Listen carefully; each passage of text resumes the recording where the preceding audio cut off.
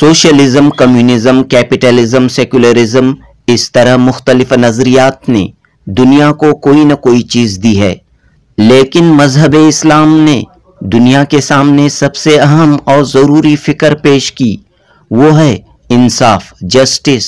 और मजहब इस्लाम के पैगंबर हज़रत मोहम्मद मुस्तफ़ा सल्लल्लाहु अलैहि वसल्लम इंसाफ के अलमबरदार थे। दुनिया में इंसाफ कायम करने, अदल कायम करने, इंसानियत को जिंदा व ताबिंदा करने के लिए अल्लाह पाक ने हज़रत मोहम्मद मुस्तफ़ा सल्लल्लाहु अलैहि वसल्लम को पैगंबर बनाकर भेजा। जमात इस्लामी हिंद के अमीर हल्का डॉक्टर मोहम्मद साद बेलगामी ने इन ख्यालात का इजहार किया। Justice is the catchword of Islam. Adl wa qist. Communism talked about equality, capitalism talked about freedom and liberty. Islam talks about adl and justice. That is the catchword of Islam. Quran introduces God as Qa'iman bil qist. Allah is the one who has established justice and balance in the entire creation. Qa'iman bil qist. हजरत मोहम्मद सल्लल्लाहु अलैहि वसल्लम इंसाफ के अलमबरदार, इस मौजू के तहत बेंगलुरु के बसवा समिति हॉल अनुभव मंडप में सिंपोजियम मुनअक़द हुआ। 13 सितंबर बरोज हफ्ता हुई इस सिंपोजियम में सुप्रीम कोर्ट के रिटायर्ड जज जस्टिस वी गोपाल गौड़ा, शिवाजी नगर के एमएलए रिजवान अरशद, कर्नाटक साहित्य अकेडमी के चेयरपर्सन यलियन मुकुंदराज, बसवा समिति के सदर अरविंद जत्ती, प्रोफेसर हरिजेंद्र सिंह भाटिया, डॉक्टर मुदन कुडू चिन्नस्वामी, केएम रामचंद्रप्पा, अकबर अली उड़पी व दीगर मौजूद रहे। एमएलए रिजवान अरशद ने फिक्र अंगेज गुफ्तगू करते हुए कहा कि हजरत मोहम्मद मुस्तफ़ा सल्लल्लाहु अलैहि वसल्लम ने एक वेलफेयर स्टेट, फलाही रियासत, इंसाफ पर मबनी रियासत कायम करके दिखाया, जहां गरीबों, ज़रूरतमंदों, मजबूरों, मजलूमों को सहूलियात व मराहत हासिल हुई। आप सल्लल्लाहु अलैहि वसल्लम ने वेलफेयर स्टेट में पिछड़े हुए लोगों को, पसमानदा लोगों को आगे लाने का रास्ता दिखाया, मसावात, इंसाफ, इंसानियत का दर्स दिया। इस तरह एमएलए रिजवान अरशद ने काफ़ी कीमती बातें इस प्रोग्राम में कहीं। जस्टिस वी गोपाल गौड़ा ने कहा कि हज़रत मोहम्मद सल्लल्लाहु अलैहि वसल्लम के नज़रिए इंसाफ और कॉन्स्टिट्यूशन ऑफ इंडिया के बुनियादी हुकूक पर अगर अमल किया जाए तो मौजूदा दौर में अमीर व गरीब के दरमियान मौजूद फ़र्क मिट जाएगा, बेरोज़गारी ख़त्म हो जाएगी, माशी, सियासी, समाजी मसाइल हल होंगे और सबको इंसाफ मिलेगा। इस तरह सिंपोजियम में दीगर मुकर्रीन ने भी कीमती ख्यालात पेश किए। जुनूबी Hind news report. What is your message to the society in the light of Prophet Muhammad? Society, in the light of for the purpose of securing justice, the conceptual idea propounded by great Paigambar Muhammad must be followed by letter and spirit in the entire universe, more particularly in India. The poor and the rich, there is a wide gap, and the poverty and the exploitation is taking place, and people must get educated. They must understand what is the concept of the justice. Justice must be secured. Justice must be rendered is the constitutional mandate. That is not happening. Of course, it is not very sad, but we have got a number of education institutions. Public sector was there. Public sector is disinvested, and private sector has taken place. Now the unemployment problem is the great bane of this country. Employment must be provided to the young, energetic and unemployed youth, and not only the youth, and all sections of the people. They must be provided employment for the purpose of livelihood, and livelihood, without livelihood there is no liberty, as enshrined under the Part 3 of the Constitution of India, either under Article 19 and 21 of the Constitution of India. और उधर समाज के मुख्तलिफ, हमारे माशरे के मुख्तलिफ मज़ाहिब के कई दानिश्वर साहिबान को बुलाकर हुजूर सल्लल्लाहु अलैहि वसल्लम की शख्सियत पर जो उन्होंने अलग अलग पहलुओं पर बात रखी, ये हमारे लिए एक बड़ी खुशी और सादत की बात है। मैं जमात इस्लामी हिंद को मुबारकबाद देता हूँ कि आपने जो ये कॉन्फ्रेंस मुनक़्क़द की है, ये एक समाज में अच्छा पैगाम और एक समाज में एकजहती, और आज जिस तरीके से खुसूसी तौर पर मुसलमानों को एक गलत निगाह से देखा जा रहा है, हम हुज़ूर सल्लल्लाहु अलैहि वसल्लम के तालीमात को गलत तरीके से पेश किया जा रहा है, समाज में हम लोगों के बारे में जिस तरीके से अफवाहें और गलत बिना किसी आधार के जो बातें, मन घड़त बातें बनाकर किसी को सियासी फ़ायदा हो, इसलिए इस तरीके का माहौल बनाया जाता है। इस सब का एक ही जवाब है कि आप इस तरीके के प्लेटफॉर्म कायम करो जैसे आज जमात इस्लामी हिंद ने किया, और मुख्तलिफ मज़ाहिब के दानिश्वरों को और दोस्त अहबाब को बुलाकर आज एक बेहतरीन जो प्रोग्राम हुआ है, ये पूरे रियासत में बल्कि पूरे मुल्क में होना चाहिए। मैं उन लोगों को मुबारकबाद देता हूं। आपने वेलफेयर स्टेट का जिक्र किया स्पीच में, देखिए मदीना शरीफ में जो हुज़ूर सल्लल्लाहु अलैहि वसल्लम ने जिस हुकूमत का क़याम किया था, वो कोई बादशाहत नहीं थी, वो कोई ये एक आदमी की मनमानी वाली हुकूमत नहीं थी, एक वेलफेयर स्टेट था, लोगों की हुकूमत थी और चंद उसूलों पर चलने वाली हुकूमत थी, जहाँ पे कोई ऊंच नीच का कोई मसला नहीं था, अमीर गरीब में कोई फ़र्क नहीं था, अरब अजम में कोई फ़र्क नहीं था। तो जो जिन मसावात के उसूलों पर हुज़ूर सल्लल्लाहु अलैहि वसल्लम ने एक स्टेट कायम किया था, और ख़ास तौर से गरीबों को, यतीमों को, बेवाओं को और कमज़ोर तबके के लोगों को, जिनके पास बात करने की ताकत नहीं होती, जिनके पास माशी ताकत नहीं, जिनके पास क्या कहते हैं तालीम की कमी थी, ऐसे लोगों को देखभाल करने के जो उस वक्त पर निज़ाम कायम किया था। हो सकता है जो आज हुकूमत जिस तरीके से गरीबों को मदद कर रही है, दूसरे तरीक़ों से स्कीमों के ज़रिए मदद कर रही है, गारंटीज़ के ज़रिए मदद कर रही है, ये सब इसी वेलफेयर का हिस्सा है, इसी वेलफेयर का हिस्सा है। और यही वेलफेयर उस वक्त पे हुज़ूर सल्लल्लाहु अलैहि वसल्लम ने बात किया था। इससे भी बहुत बड़ी गहराई से बात करने वाली चीज़ें हैं।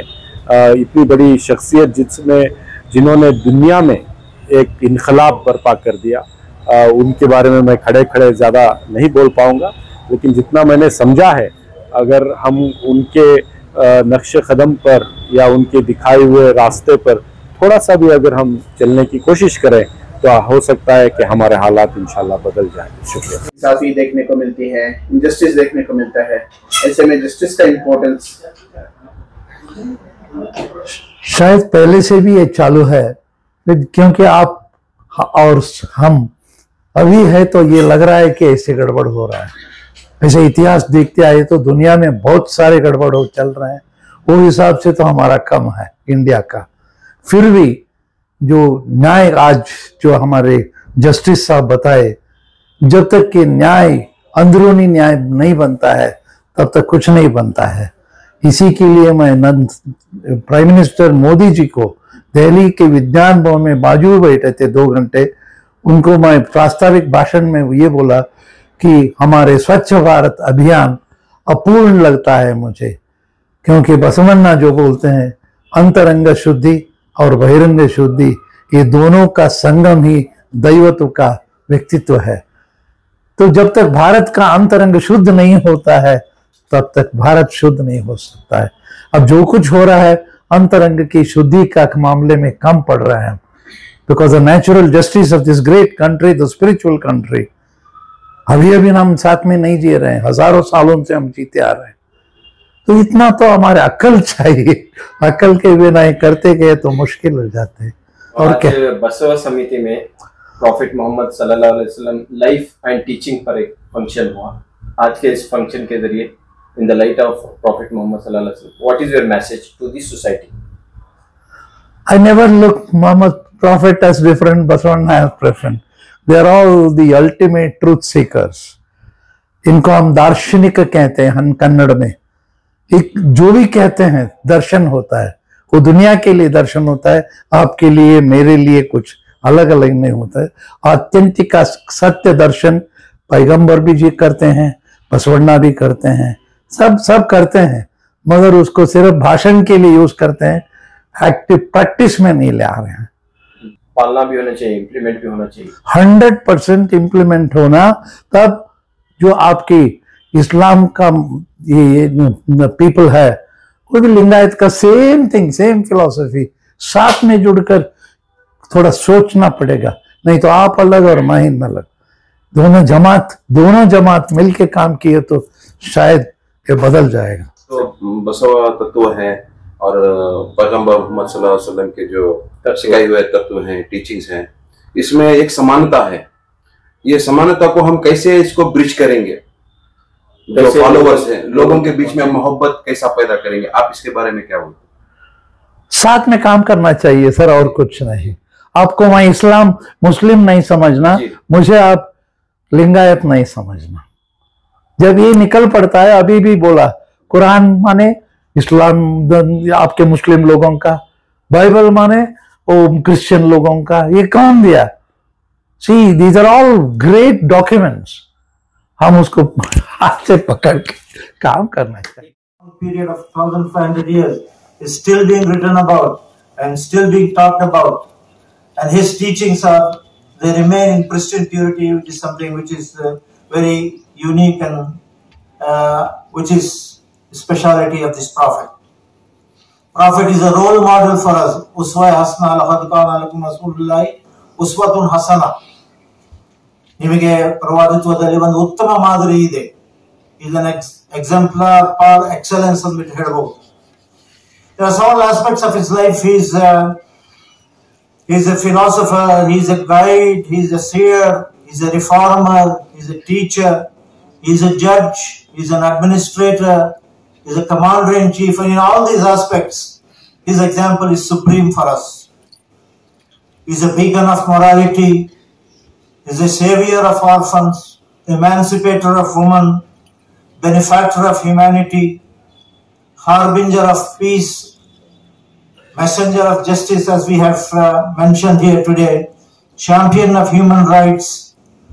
You look at his last sermon and you would see how he has implored and ordered the rights of women and about the equality of men. La fazlali arabiya ala lajami, arabanige arabethara mele, arabetharanige arabana mele, biliyanige kariyana mele, kariyarige biliyana mele ಯಾವುದೇ ಶ್ರೇಷ್ಠತೆ ಇಲ್ಲ. ಒಳ್ಳೆಯ ಸದ್ಗುಣ ಮತ್ತು ಆತ್ಮ ಸಂಸ್ಕರಣೆಯ ಮೇರೆ ಬಿಟ್ಟು ಇಲ್ಲ ಬಿತ್ತಹ್ವಾ. It's only piety, it is only godliness, it is only character that distinguishes between people. Otherwise, all people are kullukum bani Adam wa Adamu min turab. You are all the progeny of Adam, and Adam was created from clay. He is a prophet who is highly praised and continues to be praised. He was widely prophesied. The coming of the last prophet was given as a glad tiding, was foretold by all the previous prophets. Kalki avataralli kuda, Talmudalli kuda, Tauratalli kuda, Injilali kuda, Bani Israelali banda ಎಲ್ಲ ಪ್ರವಾದಿಗಳು ವಿಶೇಷವಾಗಿ ಅಂತಿಮ ಪ್ರವಾದಿ ಬರಲಿದ್ದಾರೆ ಎಂದನ್ನು prophecy ಮಾಡಿದ್ದಾರೆ. He is a witness unto truth. He is a giver of glad tidings. He is a warner of the dangers that lie ahead for humanity. He is the one who has been officially sanctioned as the caller to God. He is a bright lamp. He is a person who is a deliverer from myths and shackles. He is an enjoiner of truth and forbidder of evil. ಒಳಿತನ್ನು ಸ್ಥಾಪಿಸುವ ಕೆಡುಕನ್ನು ನಿರ್ಮೂಲನೆ ಮಾಡುವ ಪ್ರವಾದಿ ಮೊಹಮ್ಮದ್ ಸಲ್ಲಲ್ಲಾಹು ಅಲೈಹಿ ವಸಲ್ಲಂ ಆಗಿದ್ದರು. Hence it is no surprise that he has been widely acclaimed by people within the fold of Islam and outside the fold of Islam, all along the history. The great men and how they have sung praises about the last prophet, be it Gandhi ji or Sarojini Naidu or Annie Besant or Michael Hart or Lamartine. The list is endless. Michael Hart categorized people. He said 100 most prominent people who have borne influence on the mankind. Selection and gradation of 100 most prominent people, he said. He himself is a Christian, but he put Jesus Christ at number 3 and he placed Prophet Muhammad at number 1. And he said, I owe an explanation. And he explained that Prophet Muhammad is the only unique person in the whole of human history who has been successful both at the religious and secular levels, which is why he felt that he had to put him first in the list. Lamartine has said, if the smallness of means, if the greatness of purpose and astounding results, greatness of purpose, smallness of means, and the achievements that this prophet has brought about, has achieved, if those are the 3 factors of human genius, there is no other person in human history whose record equals that of Prophet Muhammad. He set up one huge spiritual empire and 20 terrestrial empires, all connected by the common thread of unity of God, unity of mankind, and one divine law. Which is why he said, I place him very high in human history. Why talk about mortals and men? God himself has introduced in Quran this prophet as Wama Sallaka illa rahmatan lil alameen. We have sent prophet but as a mercy unto the mankind. So this is the position that this prophet enjoys, and naturally it is apt that we try and understand his teachings regarding justice, messenger of justice. A few words about justice. Justice is the catchword of Islam. Adol Khist. Communism talked about equality, capitalism talked about freedom and liberty, Islam talks about adl and justice. That is the catchword of Islam. Quran introduces God as Haimam bil Qist. Allah is the one who has established justice and balance in the entire creation. Haimam bil Qist. And then as was mentioned by one of our speakers here, وَالسَّمَاءَ رَفَعَهَا وَوَضَعَ الْمِيزَانَ أَلَّا تَطْغَوْا فِي الْمِيزَانِ. You see exemplary balance and harmony and proportion and justice in the entire universe, in all the creations of God here, in all the living beings, in the plant kingdom, in the animal kingdom, in the universe itself, there is justice. Allah tadghaw fil mizan, and it admonishes human beings that you should not disturb the justice. And what we are doing to the environment today is everybody's knowledge. And then all prophets have been sent. لَقَدْ أَرْسَلْنَا رُسُلُنَا بِالْبَيِّنَاتِ وَأَنزَلْنَا مَعَهُمُ الْكِتَابَ وَالْمِيزَانَ لِيَقُومَ النَّاسُ بِالْقِسْطِ. All prophets. It is not just about ಅರ್ಥಪೂರ್ಣವಾದ ವಿಚಾರಗೋಷ್ಠಿಯಲ್ಲಿ ಅಧ್ಯಕ್ಷತೆಯನ್ನು ವಹಿಸಿರ್ತಕ್ಕಂಥ doctor Mohammed Saud Belagavi ಅವರೇ, ನಮ್ಮೆಲ್ಲರನ್ನು ಉದ್ದೇಶಿಸಿ ಈಗ ತಾನೇ ಭಾಳ ವಿಷಯ ಮಂಡನೆ, ನ್ಯಾಯದ ಹರಿಕಾರ ಪೈಗಂಬರ್ ಮೊಹಮ್ಮದ್ರವ್ರ ಬಗ್ಗೆ ಸ್ಥೂಲವಾಗಿ ಸೂಕ್ಷ್ಮವಾಗಿ ಜನಾಬ್ ರಿಜ್ವಾನ್ ಅರ್ಷದ್ರವರೇ ಹಾಗೂ ಪ್ರಥಮವಾಗಿ ಪ್ರಾಸ್ತಾವಿಕ ಭಾಷಣವನ್ನು ಮಾಡಿರ್ತಕ್ಕಂತಹ ಸನ್ಮಾನ್ಯ ಅಕ್ಬರ್ ಅಲಿ ಉಡುಪಿದವರೇ, ಅವರು ಸವಿಸ್ತಾರವಾಗಿ ದೇವರ ಬಗ್ಗೆ, ಮೊಹಮ್ಮದ್ ಪೈಗಂಬರ್ ಅವ್ರ ಬಗ್ಗೆ, ಮತಗಳ ಬಗ್ಗೆ ನಮ್ಮೆಲ್ಲರಿಗೂ ಪ್ರಾಸ್ತಾವಿಕ ಭಾಷಣವನ್ನು ಮಾಡಿ ವಿಚಾರಗೋಷ್ಠಿಯ ದಾರಿಯನ್ನು ನಮಗೆ ತೋರಿಸಿಕೊಟ್ಟಿರ್ತಕ್ಕಂಥವರು. ಆಮೇಲೆ ಸಾಹಿತಿ ಅತಿಥಿ ಭಾಷಣವನ್ನು ಡಾಕ್ಟರ್ ಮೂಡ್ನಾಡ್ ಕೋಡ್ ಚೆಲುಸ್ವಾಮಿಯವರು, ಖ್ಯಾತ ಸಾಹಿತಿ ಮತ್ತು ಚಿಂತಕರು, ಅವರು ಬಹಳ ಅರ್ಥಪೂರ್ಣವಾಗಿ ಮತಗಳ ಒಳಗೂಡಿಕೆ ಬಗ್ಗೆ ಸಂವಿಧಾನದ ವಿಚಾರವನ್ನು ತೆಗೆದುಕೊಂಡು ಬಹಳ ಸೂಕ್ಷ್ಮವಾಗಿ, ಬಹಳ ಅರ್ಥಗರ್ಭಿತವಾಗಿ ಈ ವಿಷಯವನ್ನು ಮಂಡನೆ ಮಾಡಿರ್ತಕ್ಕಂಥವರು. ಮತ್ತು ಇನ್ನೋರ್ವ ಸಾಹಿತಿ ಮತ್ತು ಕರ್ನಾಟಕ ಸಾಹಿತ್ಯ ಅಕಾಡೆಮಿಯ CL.N. ಮುಕುಂದರಾಜರವರು ಪಂಪಕಾವ್ಯನ ಒಂದು ಕಾವ್ಯವನ್ನು, ಪೈಗಂಬರವರ ಕೊಡುಗೆ ಮತ್ತು ಯಾವ ರೀತಿ ಈ ನ್ಯಾಯ, ಬಸವಣ್ಣನವ್ರ ಬಗ್ಗೆ, ಬುದ್ಧರ ಬಗ್ಗೆ ಮತ್ತು ಜಾನಪದ ಪ್ರಶಸ್ತಿ, ಜ್ಞಾನಪೀಠದ ಪ್ರಶಸ್ತಿಕಾರ ಕುವೆಂಪುರವರ ಬಗ್ಗೆ ಭಾಳ ವಿಶ್ಲೇಷಣೆ ಮಾಡಿ ತಮ್ಮ ಮುಂದೆ ವಿಚಾರವನ್ನು ಮಂಡಿಸಿದ್ದಾರೆ. ಹಾಗೆ ಬಸವ ಸಮಿತಿ ಅಧ್ಯಕ್ಷರಾಗಿರ್ತಕ್ಕಂಥ ಸನ್ಮಾನ್ಯ ಅರವಿಂದ್ ಜತ್ತಿಯವರು ಬುದ್ಧರ ಬಗ್ಗೆ, ಅನುಭವದ ಬಗ್ಗೆ ಬಹಳ ವಿಚಾರವನ್ನು ಸ್ಥೂಲವಾಗಿ ತಮ್ಮ ಮುಂದೆ ಇಟ್ಟಿರ್ತಕ್ಕಂಥವರು.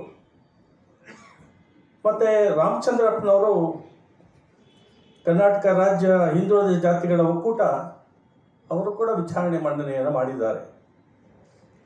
In that footsteps, in that direction. So there is a lot of learning to be done, and I'm sure there will be open stages where people will definitely be allowed to come, talk, deliberate.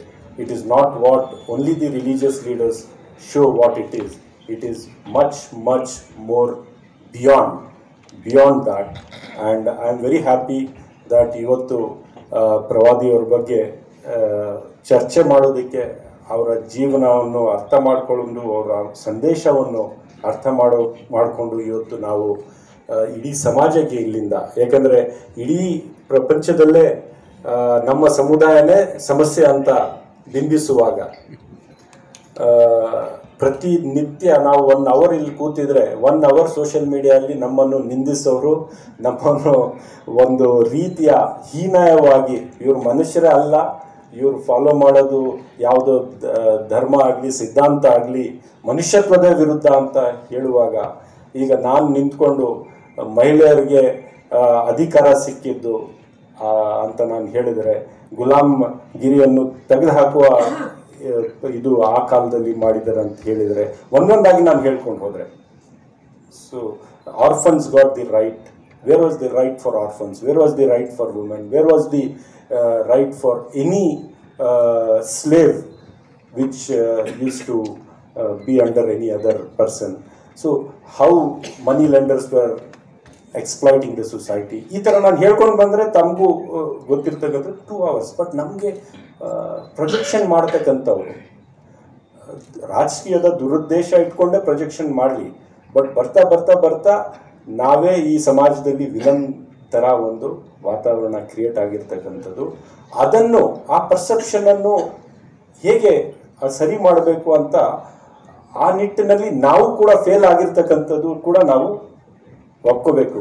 ಪ್ರಹಾರ ಮಾಡೋರು ಮಾಡ್ತಾ ಇರ್ತಾರೆ ನಮ್ಮ ಮೇಲೆ, ಆದರೆ ನಾವು ಯಾವ ರೀತಿ ಅದ್ರ ಮೇಲೆ ನಡ್ಕೊಂಡು ನಮ್ಮ ಜೀವನವನ್ನೇ ನಾವು ಒಂದು ಆ ಕ್ಯಾರೆಕ್ಟರಿಸ್ಟಿಕ್ಸ್ ಡಿಸ್ಪ್ಲೇ ಮಾಡದೆ ನಾವು ಅವರ ಪರ್ಸೆಪ್ಷನ್ನನ್ನು ನಮ್ಮ ಜೀವನದಿಂದ ಜನರಿಗೆ ಹೌದು ಇದು ಸರಿ ಇದೆಯೋ ಇಲ್ವೋ ಅಂತ ಯೋಚನೆ ಮಾಡ್ತಕ್ಕಂಥ ಮಟ್ಟಕ್ಕೆ ತಲುಪಿರೋದೇ ನಮ್ಮ ಫೇಲಿಯರು.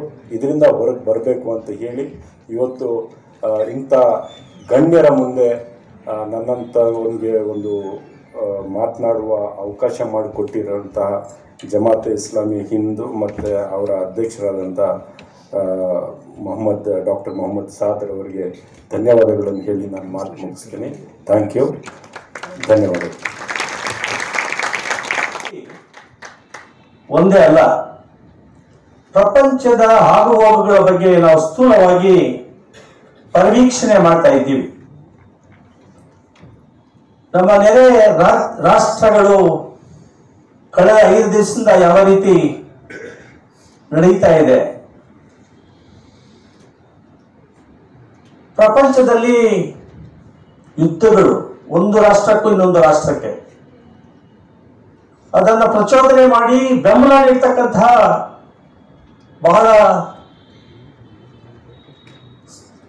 ಏನು ಇಂಪೀರಿಯಲಿಸ್ಟ್ ಕಂಟ್ರೀಸ್ ಒಂದು ಕಡೆ, ಇವೆಲ್ಲವನ್ನು ಕೂಡ ಸಮಗ್ರವಾಗಿ ಅರ್ಥೈಸ್ಕೊಳ್ಬೇಕಾಗಿರ್ತಕ್ಕಂಥ ವಿಚಾರ ಇದು. ನಮ್ಮ ದೇಶಕ್ಕೆ ಬರೋದಾದರೆ ನ್ಯಾಯದ ಹರಿಕಾರ ಪೈಗಂಬರ್ ಮೊಹಮ್ಮದ್ ರವರು ಬಗ್ಗೆ ವಿಚಾರ ಗೋಷ್ಠಿ. ನ್ಯಾಯದ ಪರಿಕಲ್ಪನೆ ನಾವು ಅರ್ಥೈಸ್ಕೊಂಡಿದ್ದೀವಿ. ನಾವು ಅರ್ಥೈಸ್ಕೊಂಡಿಲ್ಲದಿದ್ದರಿಂದ ನಮ್ಮ ಪ್ರತಿನಿಧಿಗಳನ್ನು ನಾವು ಆರಿಸಿ ನಮ್ಮನ್ನು ಆಳ್ತಕ್ಕಂಥ ಸಂವಿಧಾನಬದ್ಧವಾದ ಆಡಳಿತವನ್ನ ಪಡೆಯುತ್ತಿದ್ದೀವಿ ಅಂತಕ್ಕಂತಹ ಮೂಲಭೂತವಾದ ಸಮಸ್ಯೆ ನಮ್ಮನ್ನು ಕಾಡ್ತಾ ಇದೆ ಅಂತ ನನ್ನ ಅನಿಸಿಕೆ. ಸಂಸದೀಯ ಪ್ರಜಾಪ್ರಭುತ್ವದ ವ್ಯವಸ್ಥೆ ನಮ್ಮ ರಾಷ್ಟ್ರ. ನಾವು 78 ವರ್ಷಗಳ ಮೇಲೆ, 77 ಬಿಟ್ಟು 78 ಸ್ವತಂತ್ರ ಭಾರತ ದೇಶದಲ್ಲಿ ನಾವಿದ್ದೀವಿ. ಸಂವಿಧಾನ ಇದೆ. ಬಹಳಷ್ಟು ಸಂತರು ಈ ದೇಶದಲ್ಲಿ, ಪ್ರಪಂಚದಲ್ಲಿ ಹುಟ್ಟಿ ಬಾಳಿ ಬದುಕಿ ನಮ್ಮನ್ನು ಅಗಲಿದ್ದಾರೆ. ಅವರ ತತ್ವ ಪರಿಕಲ್ಪನೆಗಳನ್ನು ಅರ್ಥೈಸಿಕೊಳ್ಳೋದಕ್ಕೆ ನಾವು ವಿಫಲರಾಗಿದ್ದೀವಿ. ಪೈಗಂಬರ್ ಮೊಹಮ್ಮದ್ ರವರು 5070 ಇಸ್ವಿಯಲ್ಲಿ ಜನಿಸಿದರು. ಒಬ್ಬ ಟ್ರೈಬಲ್ ಬುಡಕಟ್ಟಿನ ಒಬ್ಬ ಸಾಮಾನ್ಯ ಪ್ರಜೆ. ಆತನ ಚಿಂತನೆಕಾರ, ಕ್ರಾಂತಿಕಾರ, ರಾಜಕೀಯ ಮುತ್ಸದ್ದಿ. ಅಂದಿನ ಕಾಲದಲ್ಲಿ ಅವರು ಬನು ಕಾಶಿಂ ಎಂಬ ಗಣ್ಯ ಕುಟುಂಬದಲ್ಲಿ ಜನಿಸಿದರು. ಒಂದು ಕುರೈಶಿ ಬುಡಕಟ್ಟಿನ ಜನಾಂಗದಿಂದ ಜನಿಸಿ ಮಾನವೀಯ ಮೌಲ್ಯಗಳ ಬಗ್ಗೆ ಅಂದಿನ ಕಾಲದಲ್ಲಿ ಯಾವ ರೀತಿ ವಿಶ್ಲೇಷಣೆ ಮಾಡಿದ್ದಾರೆ, ಅದು ಬಹಳ ಮುಖ್ಯವಾಗಿರ್ತಕ್ಕಂಥ ವಿಷಯ ನಮ್ಮ ಮುಂದೆ. ಇವತ್ತು 140 ಕೋಟಿ ಜನಸಂಖ್ಯೆ. ನಮ್ಮ ಪ್ರಾಸ್ತಾವಿಕ ಭಾಷಣ ಮಾಡಿರ್ತಕ್ಕಂತಹ ಸ್ನೇಹಿತರು ಹೇಳಿದರು, ಈ ಭೂಮಿ ಮೇಲೆ 8,000 ಜನಸಂಖ್ಯೆ ಇದೆ ಅಂತ. ಪ್ರಪಂಚದಲ್ಲಿ ಒಂದು ರಾಷ್ಟ್ರಕ್ಕೆ ಇನ್ನೊಂದು ರಾಷ್ಟ್ರಕ್ಕೆ ಯುದ್ಧ ನಡೀತಾ ಇದೆ, ಅನ್ಯಾಯಗಳು ನಡೀತಾ ಇದೆ. ನ್ಯಾಯದ ಪರಿಕಲ್ಪನೆ ಅವರಿಗೆ ಇಲ್ವಾ? ಮೊಹಮ್ಮದ್ ಪೈಗಂಬರ್ ಅವರು ಜ್ಞಾಪಕ ಬರಲಿಲ್ಲ ಅವರಿಗೆ? 6 ದಿವಸಗಳ ಹಿಂದೆ ನಮ್ಮ ನೆರೆ ರಾಷ್ಟ್ರವಾಗಿರ್ತಕ್ಕಂತಹ ನೇಪಾಳನಲ್ಲಿ ಯುವಕರು ಮುಂದೆ ಬಂದು ಹೋರಾಟ ಮಾಡ್ತಾ ಇದ್ದಾರಲ್ಲ, ಪ್ರಧಾನಮಂತ್ರಿಗಳನ್ನ ರಾಜೀನಾಮೆ ಕೊಡಿಸಿದ್ರಲ್ಲ, ಯಾಕೆ? ಅನ್ಯಾಯದ ಪರಮಾವಧಿ. ನ್ಯಾಯ ಇಲ್ಲ ಅಲ್ಲಿ. ನಿರುದ್ಯೋಗ ಸಮಸ್ಯೆ, ಬಡವರೇ ಹುಟ್ಟಿ ಉಳಿದಿದ್ದಾರೆ. ಸಂವಿಧಾನಬದ್ಧವಾದ ಕರ್ತವ್ಯಗಳನ್ನ ನಿರ್ವಹಿಸದೇ ಇದ್ದಾಗ ಮೂರನೇ ಸ್ತಂಭವಾದ ಪ್ರಬಲವಾದ ನ್ಯಾಯಾಂಗ ನ್ಯಾಯದ ಪರಿಕಲ್ಪನೆಯನ್ನು ಅರ್ಥೈಸಿಕೊಂಡು ಯಾರಿಗೆ ಶೋಷಣೆ ಆಗ್ತಾ ಇದೆ, ಯಾರಿಗೆ ಅನ್ಯಾಯ ಆಗ್ತಾ ಇದೆ, ಯಾರಿಗೆ ಸಾಮಾಜಿಕ ನ್ಯಾಯ ಸಿಕ್ಕಲಿಲ್ಲ, ಯಾರಿಗೆ ರಾಜಕೀಯ ನ್ಯಾಯ ಸಿಕ್ಕಲಿಲ್ಲ, ಯಾರಿಗೆ ಆರ್ಥಿಕ ನ್ಯಾಯ ಸಿಕ್ಕಲಿಲ್ಲ, ಆ ಜನರ ಬಗ್ಗೆ ಯೋಚನೆ ಮಾಡಿ ತೀರ್ಪುಗಳನ್ನು ಹೆಚ್ಚಿನ ಸಂಖ್ಯೆಯಲ್ಲಿ ಮಾಡ್ತಕ್ಕಂಥ ಕಾಲ ಈ ದೇಶದಲ್ಲಿ ಒದಗಿ ಬಂದಿದೆ ಅಂತ ನಾನು ಈ ಸಂದರ್ಭದಲ್ಲಿ ಹೇಳ ಬಯಸುತ್ತಿದ್ದೇನೆ. ಕಾರ್ಮಿಕರಿಗೆ ಒಂದು ನ್ಯಾಯ, ಮಾಲೀಕರಿಗೆ ಇನ್ನೊಂದು ನ್ಯಾಯ. ಇದು ನ್ಯಾಯನಾ? ಅದನ್ನೇ ಹೇಳಿದ್ದು ಪೈಗಂಬರ್ ಅವರು. ಪೈಗಂಬರ್ ಅವರು ಹೇಳಿರ್ತಕ್ಕಂಥದ್ದು, ಡಾಕ್ಟರ್ ಅಂಬೇಡ್ಕರ್ ಅವರು ಹೇಳಿರ್ತಕ್ಕಂಥದ್ದು ಪ್ರಸ್ತಾವನೆಯಲ್ಲಿ ನ್ಯಾಯದ ಪರಿಕಲ್ಪನೆ ಯಾವ ರೀತಿ ಅಂತ ಅವರು ವಿಶ್ಲೇಷಣೆ ಮಾಡಿ ಹೇಳಿದ್ದಾರೆ, ಬಿಡಿಸಿ ಹೇಳಿದ್ದಾರೆ. ಜಸ್ಟಿಸ್ ಅಂತ ಹೇಳಿದರೆ ಸಾಮಾಜಿಕ, ರಾಜಕೀಯ, ಆರ್ಥಿಕ ನ್ಯಾಯ ಅಂತ. ಸಾಮಾಜಿಕ ನ್ಯಾಯ, ಆರ್ಥಿಕ ನ್ಯಾಯ ಇಲ್ಲದ್ರೆ ಸಾಮಾಜಿಕ ನ್ಯಾಯ ಇಲ್ಲ.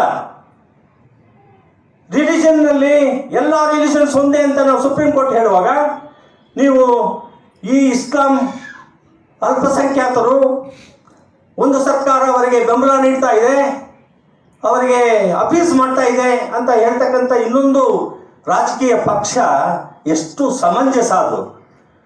ಯಾರು ತುಳಿತಕ್ಕೆ, ಶೋಷಣೆಗೆ, ವಿದ್ಯೆ ಇಲ್ಲದವರಿಗೆ, ಅವರಿಗೆ ಜ್ಞಾನ ಇಲ್ಲದಿರೋರಿಗೆ, ಅಬಲರಿಗೆ ನ್ಯಾಯ ಕೊಡಿಸ್ತಕ್ಕಂತಹ, ಸಾಮಾಜಿಕ ಕಳಕಳಿ ಇರ್ತಕ್ಕಂಥ ರಾಜಕೀಯ ಪಕ್ಷಗಳು ಶಾಸನಗಳನ್ನು ಮಾಡಿದರೆ ಅದನ್ನು ಗೌರವಿಸ್ತಕ್ಕಂಥ ಜವಾಬ್ದಾರಿ ಎಲ್ಲ ರಾಜಕೀಯ ಪಕ್ಷಗಳಿಗೆ ಇದೆ ಅಂತ ನಾನು ತಿಳ್ಕೊಂಡಿದ್ದೀನಿ.